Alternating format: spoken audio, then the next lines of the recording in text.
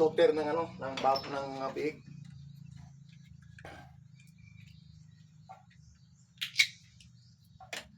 Gagawin po natin na to yung painuman ng ano ng mga biik.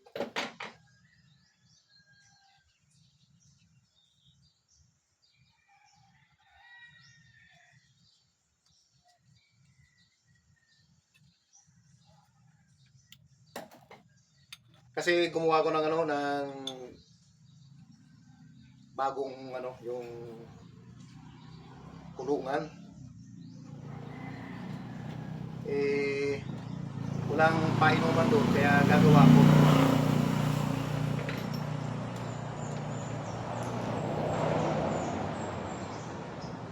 Kasi mga idol ano, paghahatiin ko po yung ano yung 10 biik sa dalawang kulungan, tag 5-5 kasi pag lumaki sila hindi na kasya ron sa ano sa kulungan na dati. Yan po.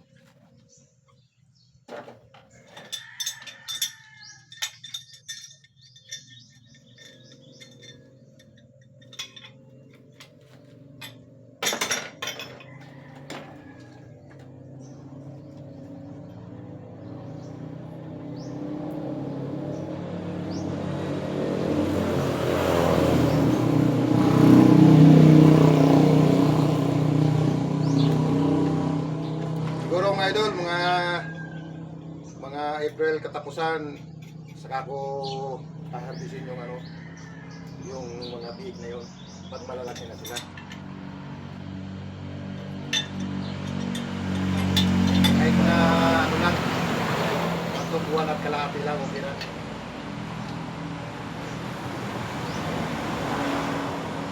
Ayan po.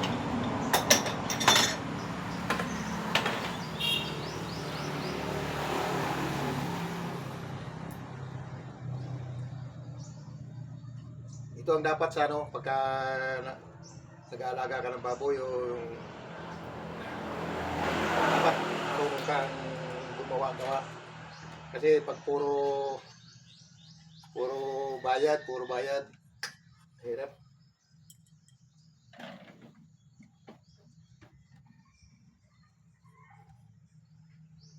Tulad ngayon wala naman akong ibang inaasahan kundi yung napakalit kong picture sa SSS. Mali yun lang po ang inaasahan ko buwan-buwan.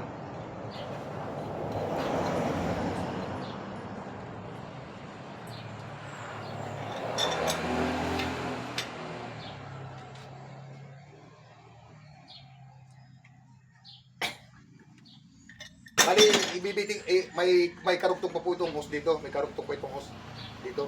Dudugtong ako itong hose.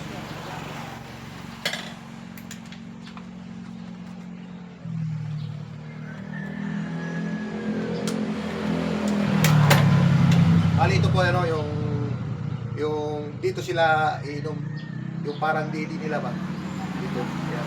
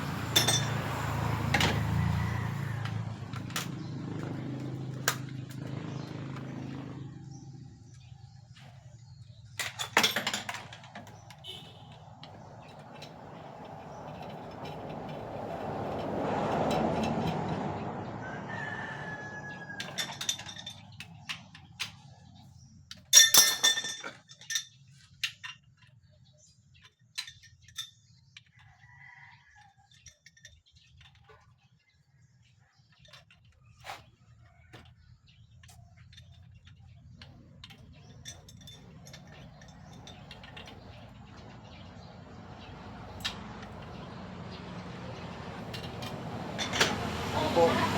Yan, ganito. Bali, ganito po ito. Bali, ibibitin ko lang may gusto itong ganyan. harap to, tapos papunta ron sa galon, nagagalit yung galon. Yung post, nakakulit sa galon. Yun ang dadalit. Bali, dito sila didili yung bawod.